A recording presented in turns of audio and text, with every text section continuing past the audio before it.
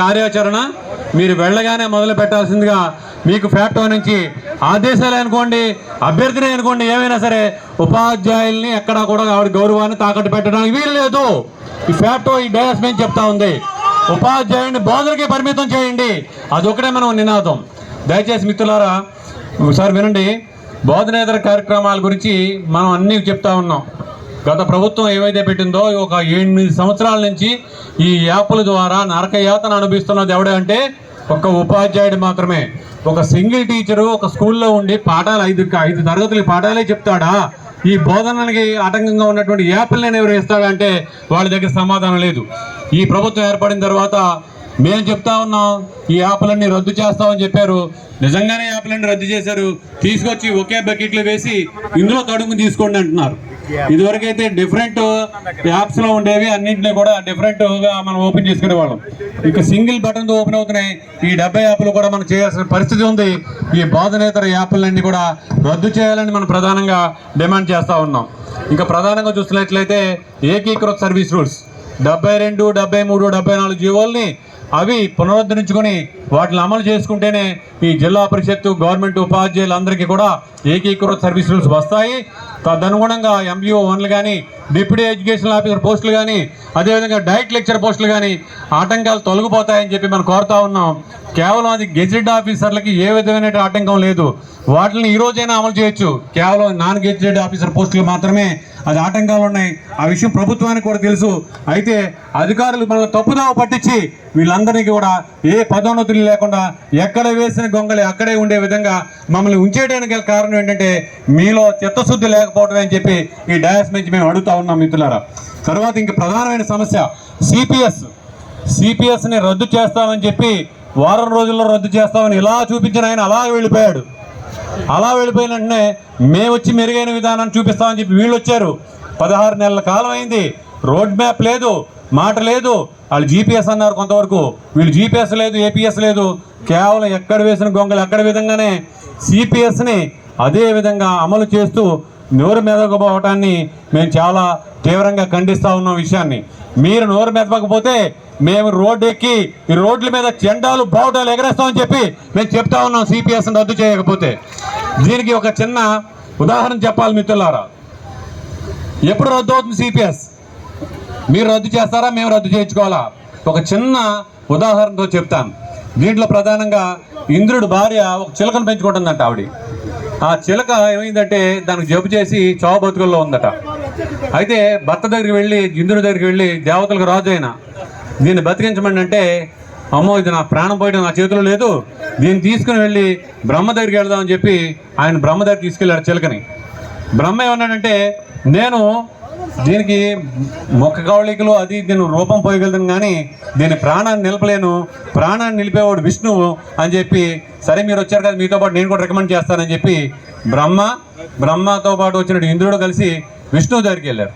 విష్ణు ఏమన్నా అంటే, పోషణ ఆయువుని వాడు ఆడికి నిర్దేశించిన మార్గంలో నడుస్తుందా లేదా, కరెక్ట్గా ఉందో లేదని చూడగలుగుతాను తప్ప ఆయువుని పునరుద్ధరించే అవకాశం నాకు లేదు అని చెప్పి ఆయన కూడా చేతులు ఎత్తేస్తే ఆయన అక్కడి నుంచి అక్కడ తీసుకెళ్ళి శివుడి దగ్గరికి వెళ్తే, శివుడి దగ్గరికి అయితే బాగుంటుందని చెప్పి అందరూ కలిపి మళ్ళీ శివుడి దగ్గరికి వెళ్ళారు. శివుడు ఏమన్నాడట, అక్కడి నుంచి నేను ఊపిరిని ఉన్నంత వరకు నేను కాపాడటమే కానీ ఊపిరిని పునరుద్ధరించే అధికారం నాకు కూడా లేదు, ఊపిరి తీసేది ఎవరికి అప్పు చెప్పానంటే నేను యమధర్మరాజుకి అప్పు చెప్పాను అని చెప్పి మనందరం కలిపి యమధర్మరాజు దగ్గరికి వెళ్తా ఉన్నారట. యమధర్మరాజు దగ్గరికి వెళ్తే మీరు ఎప్పుడు ఊపిరి తీయమంటే అప్పుడు తీస్తాను తప్ప, సరే ఎలా ఊపిరిపోతుందో చూద్దాం దీని సంగతి అని చెప్పి అన్ని ప్రాణుల యొక్క పేర్లు కాగితాల మీద రాసి, ఆకుల మీద రాసి ఒక గదిలో వేలాడదీశాము. అక్కడికి వెళ్ళి చూద్దాం అసలు ఎలా పోతుందో దీని ప్రాణం అని చెప్పి బ్రహ్మ, విష్ణు, మహేశ్వరులు, ఇంద్రుడు, యమధర్మరాజుతో సహా ఆ గదిలోకి వెళ్ళారంట. గదిలోకి వెళ్ళేటప్పటికి ఒక ఆకు టెక్మని రాయి కింద పడింది. ఆ ఆకు తీస్తే ఈ చిలుక ప్రాణం అదేమైనా ఉందంట. బ్రహ్మ, విష్ణు, మహేశ్వరులు యమధర్మరాజుతో కలిసి ఈ గదిలో అడుగు పెట్టిన రోజునే ఈ చిలుక ప్రాణం పోతుందని రాస్తుందంట. చూసారా, వీళ్ళని ప్రాణం పోయడానికి వెళ్ళారా, ప్రాణం తీయడానికి వెళ్ళారా? కాబట్టి ఈ విధిని ఎవరో తప్పించలేరు. కాబట్టి దీని ఎంత కీలకమైన సిపిఎస్ని మీరు రద్దు చేస్తారా, గదిలోకి వెళ్ళి రద్దు చేస్తారా, లేకపోతే మేము రోడ్డు మీద కూర్చొని రద్దు చేయించుకోమంటారా? మీరే తేల్చుకోమని చెప్పి డాష్ నుంచి ఫ్యాక్టోగా మేము తెలియజేస్తా ఉన్నాం మిత్రులారా. అలాగే ప్రధానంగా ఇంకా కారుణ్య నియామకాలు ఉన్నారు. పాపం వాళ్ళు బ్లాక్ షర్ట్స్ అంతా కూడా చేతులు ఎత్తండి సార్. వీళ్ళందరూ కూడా కారుణ్య నియామకాల కోసం మన ఉపాధ్యాయుల పిల్లలు ఈ రోజు రోడ్డు మీద నిలబడి ఉన్నారు. ఈ కుటుంబాలన్నీ రోడ్డు మీద ఉన్నాయి. 980 మంది కుటుంబాలు ఈ రోజు ఉపాధ్యాయులు, వాళ్ళకి ఏమీ లేకుండా తినడానికి కూడా కష్టం ఉన్నటువంటి పరిస్థితి. వాళ్ళు చూస్తుంటే కడుపు తరుక్కుపోతా ఉంది. వన్ టైం సెటిల్మెంట్ అడిగాం. మన జరిగిన civil service joint staff council meeting లో వెళ్ళి మేము చీఫ్ సెక్రటరీ ముందు ఏకరువు పెట్టాం వీళ్ళ గురించి. మాకు ఉపాధ్యాయ కుటుంబాలు కరోనాలో కారుణ్య నియామకాల కోసం ఎదురు చూస్తూ ఉన్నారు. కరోనాలో ప్రాణాలు కోల్పోయారు. అన్ని డిపార్ట్మెంట్ల వారికి పెట్టుకున్న 3 నెలల లోపలనే పరిష్కరిస్తూ ఉన్నారు. పంచాయతీరాజ్లో పనిచేస్తున్నటువంటి ఉపాధ్యాయుల కుటుంబాలను రోడ్డు మీద ఉన్నాయని చెప్తే దానికి ఎట్లా కుదురుతుంది? మీకు పంచాయతీ రోజుల్లోనే ఇవ్వాలంటారు. మేము అడిగేది ఏంటంటే కలెక్టర్ పూల్లో పెట్టి వీళ్ళందరికీ కూడా జిల్లా యూనిట్గా తీసుకుని ఎక్కడ ఖాళీ ఉంటే అక్కడ ఇచ్చే వరకు కూడా ఈ ఉద్యమం ఇక్కడి నుంచి శంకారం పూజిస్తున్నాం. తప్పనిసరిగా కారుణ్య నియామకాలు ఇచ్చే వరకు ఈ ఉద్యమాన్ని ఉధృతం చేస్తామని చెప్పేసి ఉపాధ్యాయుల పట్ల మీకున్న సులభం భావనలు విడనాడాలని చెప్పి మేము డెవలప్మెంట్ కోరుతా ఉన్నాం మిత్రులారా. అలాగే ఎంతో గొప్పగా ప్రారంభించారు హై స్కూల్ ప్లస్లో ప్రారంభించి బడుగు బలహీన వర్గాల ఆడపిల్లలకి దూరంగా ఉన్నటువంటి ఆడపిల్లలకి దూరం కాకుండా విద్యను దూరం కాకుండా పెట్టిన పాఠశాలల్లో మా ఉపాధ్యాయులు పాపం చాలా అల్ప సంతోషులు. పదోన్నతి ఇవ్వకపోయినా రీడిప్లాయ్మెంట్ అంటే అది డిప్లాయ్మెంట్ పోస్ట్ అంటే చెప్తే అదేదో డిప్లొమాటిక్ పోస్ట్గా ఫీల్ అయ్యి వెళ్ళి పాపం పీజీలు చేసాం వదిలేద్దామని చెప్పి వీళ్ళు కూర్చుంటే వాళ్ళు నిండుగా 2 సంవత్సరాలు కూడా గడవక ముందే ఈ ప్రభుత్వం మారిన తర్వాత వీళ్ళ విధానం అలా తీసుకున్నారు. వాళ్ళంతా కూడా ఈ విధానం హై స్కూల్ విధానంలో మాత్రమే ఉండాలా, ఇదంతా ఇంటర్మీడియట్గా ఉండాలని చెప్పి ఒక ఆలోచన ప్రభుత్వంగా ఉన్నట్టుంది. దాన్ని అమలు చేయడానికే ఈరోజు ఖాళీ అయిన పోస్టులు ఏమి కూడా +2 పోస్టులు ఇవ్వకుండా వాటిలందరినీ కూడా అలా ఉంచడం, బడుగు బలహీన వర్గాల విద్యార్థులకి అందరికీ కూడా విద్యను దూరం చేయడం తప్ప ఇంకొకటి కాదు అని చెప్పి మేము హెచ్చరిస్తూ ఉన్నాం. దీన్ని +2 విధానాన్ని తప్పనిసరిగా మీరు పునరుద్ధరించాలా. ఉపాధ్యాయుల్ని అందరినీ కూడా నియమించాలి. పదోన్నతుల ద్వారా రీడిప్లాయ్మెంట్ కాదు, రెగ్యులర్ పోస్టుల ద్వారానే నియమించాలని చెప్పేసి ఈ డయాస్మెంట్ మేము కోరుతా ఉన్నాం మిత్రులారా. అదేవిధంగా పీడీఎస్గా అవడానికి అప్గ్రేడేషన్ పెండింగ్గా ఉంది. ఇప్పటికే అప్గ్రేడేషన్ పండిట్లకు మాత్రం ముందుగా జిల్లా స్థాయిలో మనం ధర్నా చేసే నాటికి పండిట్లందరూ కూడా పెండింగ్లో ఉన్నారు.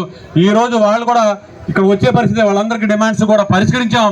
పండిట్లందరూ కూడా జిల్లా పరిషత్ మేనేజ్మెంట్లో ఉన్న అందరూ పండిట్లు కూడా స్కూల్ అసిస్టెంట్ తెలుగు గాను స్కూల్ అసిస్టెంట్ హిందూ గాను ప్రమోషన్ పొందారు. అయితే మున్సిపాలిటీస్లో పెండింగ్ ఉంది. త్వరలోనే దాన్ని కూడా మోక్షం కల్పిస్తామని చెప్పి ఫ్యాప్టో నుంచి మేము ఇక్కడ నుంచి చెప్తా ఉన్నాం. అంతేకాకుండా మన ఉపాధ్యాయులు చాలామంది పీఈటీలు క్వాలిఫికేషన్ లేక అట్లా ఉండిపోయారు. వాళ్ళందరికీ కూడా సెలవుల్లోనైనా వన్ టైంగా వాళ్ళకి అవకాశం ఇవ్వాలి. కోర్సు పూర్తి చేసి బీపీడీ చేసే అవకాశం కల్పించి వీళ్ళందరికీ కూడా ఇవ్వాలని చెప్పి అడుగుతా ఉన్నాం. దాని మీద కూడా యూనివర్సిటీస్తో ఉన్న ఇబ్బందులు తొలగించాలి, ఈ ప్రభుత్వం పూనుకోవాలని చెప్పి మేము కోరుతా ఉన్నాం మిత్రులారా. అట్లాగే మున్సిపల్ టీచర్స్ ఉన్నారు. వీళ్ళందరికీ కూడా జీపీఎఫ్ సౌకర్యం, అదేమన్నా ఆర్థికపరమైన అంశాలా, ఇంకేదైనా ఇబ్బందులు ఉన్నాయా? ఏ విధమైన ఇబ్బందులు లేవు. ఒక పిఎఫ్ నుంచి ఎలా నిధులు ఏర్పాటు చేయడానికి ఒక్క మెమో ఇస్తే సరిపోయేదానికి దాన్ని కూడా సాగదీసి పిఎఫ్ను కూడా దాచుకుంటాం డబ్బులు, మాకు మ్యాండేటరీగా దాచుకునే డబ్బుల కోసం అవకాశం కల్పించమన్నా కూడా మీరు కల్పించలేని పరిస్థితిని ఎందుకు తీసుకొస్తా ఉన్నారు అని చెప్తా ఉన్నాం. అంటే ఉద్యోగ ఉపాధ్యాయుల మీద మీరు వివక్ష చూపిస్తున్నారా? అది తేల్చి చెప్పాల్సినటువంటి తరుణాసనం అయిందని ఈ డయాస్ మీద నుంచి ప్రభుత్వాన్ని మేము అడుగుతా ఉన్నాం మిత్రులారా. అయితే బదిలీలు అయ్యారు ఉపాధ్యాయులు, ఎవరికి రిలీవర్ లేరు. చాలా మందికి రిలీవర్ కాక పాత స్థానంలోనే కొనసాగుతున్నారు. ఎప్పటికైనా 98 మిత్రులు ఇక్కడ ఉన్నారు, రిమైనింగ్ మిత్రులు వాళ్ళతోనైనా వాళ్ళు చూపించి ఎంటీఎస్ ఉపాధ్యాయులుగా నియమించి మా ఉపాధ్యాయుల్ని రిలీవ్ చేయాలని చెప్పి కోరుతా ఉన్నాం. అంతేకాకుండా పరీక్షా విధానం ఎంత లోపభూయిష్టంగానూ భ్రష్టుపడిపోయిందంటే ఏ పరీక్ష పేపర్ ఉపాధ్యాయుడికి అందుబాటులో లేకుండా ఆన్లైన్లో వచ్చే విధానం కొంతకాలం నడిస్తే ఇప్పుడు వచ్చే పేపర్లు ఎలా ఉన్నాయంటే ఓ పుస్తకం రూపంలో పూర్తి చేయమంటారు. అది దిద్దడానికి అసెస్మెంట్ బుక్స్ ద్వారా చేయడానికి చాలా ఇబ్బంది పడుతూ ఉన్నారు ఉపాధ్యాయులు. దాన్ని ఒక పేపర్ రూపంలో తీసుకొచ్చి ఫైల్ చేసుకునే విధంగా మీరు మార్పు చేయాలని చెప్పేసి ఫ్యాప్టోని మేము డిమాండ్ చేస్తూ ఉన్నాం మిత్రుల. ఇప్పటికే ఉన్న యాప్లు సరిపోయినట్టుగా దీక్షా యాప్లు అంట, అందులో మాడ్యూల్స్ 6 ఉన్నాయంట. కర్మయోగి యాప్స్ అంట, వాటిలో అన్ని కూడా ఉపాధ్యాయులంతా కూర్చుని పనిచేయాలంట. మరి పాఠం అప్పుడు చెప్పమంటారండి మమ్మల్ని? పాఠం చెప్పేదా లేకపోతే కూర్చుని సినిమాలు చూసినట్టుగా యాప్లతో చూసేదా? నిర్ణయం చేయండి. మేము చూడమంటే పిల్లల్ని వదిలేసేసి కూర్చుని యాప్లు చూసుకుంటూ ఉంటాం. ఒక రోజు నేను స్కూల్లో ఉంటే తల్లిదండ్రులు వచ్చారు. వాళ్ళు ఏమడుతున్నారంటే, సార్ మీరు ఎప్పుడు చూసినా ఫోన్లో ఉన్నారేంటి సార్ అంటే, అమ్మ మేము ట్రైనింగ్ అవుతున్నారు, మా టీచర్స్ వాళ్ళు ఎవరు కూడా యాప్లు చూసుకోవట్లేదంటే, లేదు సార్ టీచర్లు అందరూ కూడా ఆన్లైన్లో అంటున్నారు కానీ ఎప్పుడు కూడా ఏదో సినిమాలు లాంటివి ఏ మాటలు లాంటివి చూస్తున్నారని చెప్తా ఉన్నారు. వాళ్ళకి తెలియక వాస్తవంగా మీరు చేస్తున్నట్టు కర్మయోగి యాప్ లాంటి యాప్ల వల్ల అది ఉపయోగపడేది అయితే కనుక సెలవుల్లో 10 రోజులు మాకు క్లాసులు పెట్టండి, మేమే కాదనట్లా. కానీ ఎప్పటికప్పుడు మీరు అప్డేట్ అవ్వాలని ఇదే యాప్ల ఉపాధ్యాయుల్ని యాప్లో చేసి పాడేసినటువంటి పరిస్థితి ఈ ప్రభుత్వానికి తగదు అని చెప్పి ఈ డయాస్ నుంచి మేము ఫ్యాక్ట్గా చెప్తా ఉన్నాం మిత్రులారా. అంటే మనకి ఒక నెంబర్ ఇచ్చారు ఆల్రెడీ, CFMSID నెంబర్ ఒకటి ఉంది, యూడేస్ కూడా స్కూల్కి ఉన్నట్టే ఉంది. మనకు ఉన్నటువంటి ఐడి నెంబర్, ట్రెజరీ ఐడి నెంబర్తో ఒక ఐడి నెంబర్ ఇచ్చి మాకు యాప్ల కింద డిజైన్ చేసి పాడేశారు. బ్రెయిన్ అంతా తీసి పాడేశారు. ఇక వాటికి పరిమితమయ్యి ఒక రోబోలుగా పాఠాలు పనిచేసే పరిస్థితికి తీసుకురావటం ఈ ప్రభుత్వానికి తగదు, మీరు ఆలోచన మార్చుకోండి అని చెప్పి మేము తెలియజేస్తా ఉన్నాం మిత్రులారా. ఇక ఇంతవరకు జరిగింది ఒక ఎత్తు అయితే, మరి PRCలు 12వ PRC 2 సంవత్సరాలు దాటిపోయింది. అంటే ఇంకో 2 సంవత్సరాలు దాటిపోతే 5 సంవత్సరాలు నడిపేసుకుని 12వ PRC 13వ PRC నాటికి ఇస్తారా ఏంటి ఆలోచన చేయాలా. ఇది వెంటనే 12వ PRC కమిషనర్ నియమించాలా. అదేవిధంగా 12వ PRC కమిషనర్ నియమించడంతో పాటు IRని 30% ప్రకటన చేయాలా. 11వ PRC బకాయిలు ఇవ్వాలి, సరెండర్ లీవ్లు ఇవ్వాలి. సరెండర్ లీవ్లు అంటే మనకి 6 రోజులు ఎక్కువ మీట్ అవుతూ ఉంటాయి. పోలీస్ సోదరులకి ప్రతి నెల 30 రోజులు. మా నాన్నగారికి పోలీస్ డిపార్ట్మెంట్ అవ్వడం వల్ల ఆయన ఎప్పుడన్నా సరెండర్ లీవ్ పెడితే మాకు బట్టలు కుట్టించేవాడు. ఆయన ఒరే సరెండర్ లీవ్ వచ్చిన తర్వాత బట్టలు కుట్టిస్తాను రానేవాడు. అంత ఇంపార్టెన్స్ చిన్నప్పటి నుంచి సరెండర్ లీవ్ గురించి మాకు తెలుసు. కాబట్టి సరెండర్ లీవ్ బకాయిలు 3 సంవత్సరాలుగా మీ దగ్గర పెట్టుకుని ఉపాధ్యాయ ఉద్యోగ వర్గాలు ఏం చేద్దామని ఇందాక పోలీస్ మిత్రులతో అడుగుతూ ఉంటే, మాకు ఒక సరెండర్ లీవ్ వస్తే పిల్లలకి, ఇంజనీరింగ్ చదివే పిల్లలకి ఈరోజు 70-80 వేల రూపాయలు ఫీజులు కట్టాలి. ఒక్క సరెండర్ లీవ్తో మేము కట్టుకుంటామని చెప్పి అడుగుతూ ఉన్నారు. వాళ్ళకి 3 సంవత్సరాలు పెట్టి మనకి 3 సంవత్సరాలు పెండింగ్ పెడితే ఎప్పటికీ తీరుస్తారు? 24 వేల కోట్ల రూపాయలు బకాయిలు చెప్తా ఉన్నారు. ఒక రోడ్ మ్యాప్ ఇవ్వండి. ఈ టైంలో సరెండర్ లీవ్ ఇస్తాం, ఈ టైంలో ఇది ఇస్తాం, ఈ టైంలో PF సెటిల్మెంట్ చేస్తాం. మీరు ఎన్ని సెటిల్మెంట్లు ఎప్పుడు చేసినా పదవీ విరమణ చెందిన ఉపాధ్యాయుడికి ఆ రోజు ఇవ్వాల్సినటువంటి బెనిఫిట్స్ సంవత్సరం తర్వాత ఇస్తే అతను చనిపోతే ఎవరికి ఇస్తారు? ఇది నిజంగా పదవీ విరమణ చెందిన ఉపాధ్యాయుడికి ఇచ్చే గౌరవం, ఇది ఉద్యోగికి ఇచ్చే గౌరవం అని చెప్పి ఈ ప్రభుత్వాన్ని మేము అడుగుతా ఉన్నాం. మీరు దసరా వస్తే ఒక బటన్ నొక్కుతున్నారు. ఎవరైనా సరే మనం దాచుకున్న డబ్బులు ఏమైనా అని చెప్పి CFMS ఫోన్ చేస్తూ ఉంటే, సార్ ఇది గ్రీన్ ఛానల్కి వెళ్ళిపోయింది, వాళ్ళు ఎప్పుడు బటన్ నొక్కితే అప్పుడు వస్తారన్నారు. ఈ బటన్ల బైత్యం, ఈ యాప్ల బైత్యం ఎప్పుడు పోతుందో ఆ బటన్ పేరు చెబితే భయవేసిపోతుంది అంత ఉపాధ్యాయులందరికీ కూడా. ఏ బటన్ నొక్కితే ఏ డబ్బులు పడతాయంటే, ఏ బటన్ డబ్బులు వచ్చే బటన్ ఏది నొక్కట్లా. మనకి బటన్ నొక్కే డబ్బులు ఇచ్చి విధానం నుంచి మన డబ్బులు మనం తెచ్చుకునే విధానానికి ఉండాలని చెప్పి నేను మాట్లాడుతూ ఉన్నాను మిత్రులారా. అదేవిధంగా గురుకుల ఉపాధ్యాయులు ఉన్నారు, వాళ్ళకి సొసైటీస్ పేరు చెప్పి 62 సంవత్సరాలు దూరం చేశారు. అదేవిధంగా 2008 98 MTS ఉపాధ్యాయులు ఒకసారి చేతులెత్తనందో కూడా 2008 MTS ఉపాధ్యాయులు ఉన్నారు, 98 MTS ఉపాధ్యాయులు ఉన్నారు. వీళ్ళందరికీ కూడా 62 సంవత్సరాలు పదవీ విరమణ వయసును పెంచాలా, వాళ్ళని రెగ్యులర్ చేయాలా.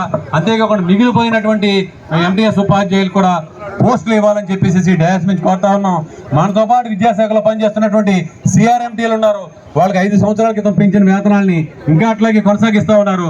వాళ్ళు కూడా వేతనాలు పెంచాలని చెప్పేసి మేము కోరుతా ఉన్నాం. ఇవన్నీ ఒక ఎత్తు అయితే మన నెత్తి మీద ఒక పిడుగు పడబోతా ఉంది. అది టెట్ రూపంలో మనం ప్రశాంతంగా ఉద్యోగం చేసుకుంటుంటే ఆ రోజుకున్న నిబంధనల మేరకు మనం ఏం చేసాం, BSc రాసాం. BSc రాసిన తర్వాత వచ్చి ఇక్కడ ఉద్యోగం చేసుకుంటా ఉన్నాం. ఇప్పుడు వెళ్ళి మరలా టెట్ రాయకపోతే మీకు పదోన్నతులు ఉండవు, అవసరమైతే మీ అన్ని ఇంక్రిమెంట్ నిలుపుదల చేస్తాం, లేకపోతే టెర్మినేట్ చేస్తాం అనే పరిస్థితులు భయాందోళన కలిగించడం కరెక్ట్ కాదు. ఇప్పటికే 2010 అంటే 2012 నుంచి టెట్లో రెగ్యులర్ గా నియమిస్తా ఉన్నారు. 2012 నుంచి కూడా ఉపాధ్యాయులు టెట్లు పాస్ అయ్యే లోపలికి వస్తా ఉన్నారు. మీరు IAS పాస్ అయిన తర్వాత మళ్ళీ IAS ఎగ్జామ్ పెడతా ఉన్నారా? మీరు IPS అయిన తర్వాత ఏమైనా ఎగ్జామ్ పెడతా ఉన్నారా? ఎప్పటికప్పుడు రిఫ్రెష్మెంట్ కోర్సులు మాకు చేస్తా ఉన్నారు కదా. ఈ యాప్ల రూపంలో కానీ, మీరు పెట్టినటువంటి ఆన్లైన్ కోచింగ్ కానీ, లేదంటే మీరు పెట్టినటువంటి ఎక్కడ పెడితే అక్కడ పెట్టి వారం రోజులు మమ్మల్ని రూముల్లో పెట్టి ఇస్తున్న కోచింగ్ సరిపోవా? మళ్ళీ టెట్లో ఈ వయసులో రాయాల్సిన అవసరం ఉందా? అంటే ఉపాధ్యాయులు తీవ్రమైన మేధావి వర్గం, మనం అందరినీ కూడా ప్రభావితం చేసే వర్గం. మేము టెంట్లు వేస్తుంటే రాత్రి ఒక ఆయన అంటాడు, ఉపాధ్యాయులకు రాజకీయాలు ఎందుకంటే అంటాడు. అలా ఉపాధ్యాయుడే రాజకీయం చేస్తాడు, మీకు తెలియదేమో. ఉపాధ్యాయుడే రాజకీయం చేస్తాడు అంటే రాజకీయ నాయకులు తయారు చేసి ఫ్యాక్టరీ ఉపాధ్యాయుడు అయితే ఉపాధ్యాయుడికి రాజకీయాలు తెలియవా అని నేను అడుగుతా ఉన్నా. అంటే అంత చులకనగా ఉందా అని అడుగుతా ఉన్నా. దయచేసి JSC చైర్మన్ గారు అయినటువంటి మన విద్యాసాగర్ గారిని, అలాగే మన NGOs జనరల్ సెక్రటరీ అయినటువంటి నారాయణ అన్నదని కూడా డ్యాన్స్ మీదకి ఆహ్వానిస్తా ఉన్నాను. అట్లాగే మన మిత్రులైనటువంటి మన సంఘీభావం తెలిపినటువంటి ఈ మిత్రులందరూ ఎవరైతే ఉన్నారో ఇంత పిలిచాను ఆల్రెడీ అందరినీ, CPS మిత్రులు వాళ్ళందరినీ కూడా డ్యాన్స్ మీదకి సాధారణంగా ఆహ్వానిస్తా ఉన్నాను మిత్రులారా. అయితే ఇంత మనోవేదనకి